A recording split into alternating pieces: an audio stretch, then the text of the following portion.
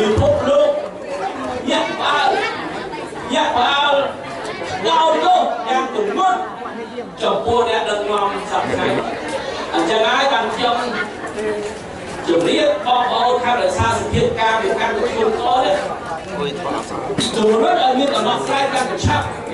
ពីព្រោះបើគណៈបកប្រជាជនចេះតែបន្លំពីព្រោះអាចបន្លំបានខ្លះគេជឿខ្លះប៉ុន្តែឥឡូវឈានទៅដល់ការបាញ់សម្រាប់ត្រង់អស់មានអ្នកណាជឿហើយគេកោតទោសទូទាំងពិភពលោកចិត្តដល់ទីបញ្ចប់ហើ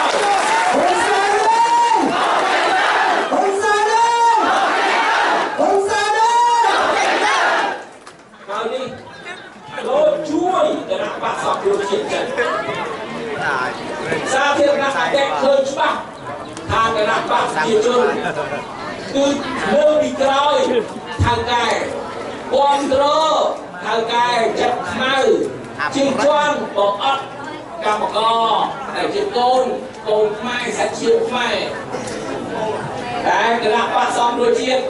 យើងឈរពីក្រោយកម្មករយើងការពារកម្មករយើងគាំទ្រកម្មករយើងនៅជាមួយប្រជារាស្ត្រ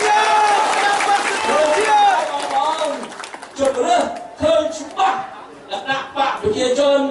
កាន់ជើងគាំទ្រថៅកែធ្វើបាបកម្មករគណៈបកសង្គ្រោះជាតិគាំទ្រ